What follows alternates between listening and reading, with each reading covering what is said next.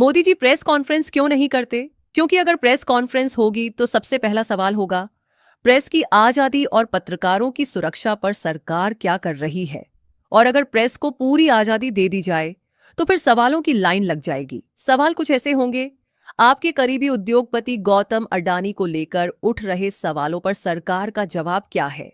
मणिपुर और दूसरे राज्यों में बढ़ती हिंसा और कानून व्यवस्था की स्थिति पर सरकार क्या कहेगी? क्या ईडी, सीबीआई और दूसरी जांच एजेंसियों का इस्तेमाल विपक्ष को दबाने के लिए किया जा रहा है? देश में बढ़ती धार्मिक नफरत और सामाजिक तनाव को रोकने के लिए सरकार की क्या योजना है? किसान आंदोलन और कृषि नीतियों को लेकर किसानों की नाराजगी क्यों बढ़ी? चीन, पाकिस्तान और अंतर्राष्ट्रीय कूटनीति में भारत की असली स्थिति क्या है? जीडीपी ग्रोथ के बावजूद अमीर और गरीब के बीच की दूरी लगातार क्यों बढ़ रही है? देश में बेरोजगारी कम करने के लिए सरकार का सबसे बड़ा प्लान क्या है? पिछले 10 सालों में इतनी बार एग्जाम पेपर लीक क्यों हुए? शिक्षा व्यवस्था की जिम्मेदारी कौन लेगा?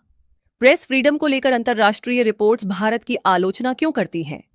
अगर जीडीपी बढ़ रही है, तो आम आदमी की कमाई और बचत पर दबाव क्यों बढ़ रहा है?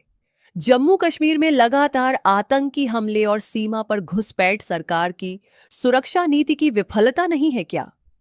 इलेक्टोरल बॉन्ड्स और बड़े कॉरपोरेट घोटालों में पारदर्शिता की कमी पर सरकार जवाब क्यों नहीं देती?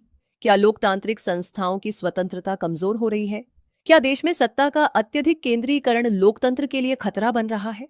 और शायद इसी डर से प्रेस कॉन्फ्रेंस से दूरी बनाई जाती है, क्योंकि सवाल जितने कठिन होंगे, कुर्सी बचाना उतना मुश्किल होगा। इसलिए शायद नीति बन गई है, ना प्रेस कॉन्फ्रेंस होगी, न मुश्किल सवाल पूछे जाएंगे, और फिर नारा आता है, सबका साथ, सबका विकास। लेकिन जनता पूछ रही है, या फिर सबका सर्वनाश?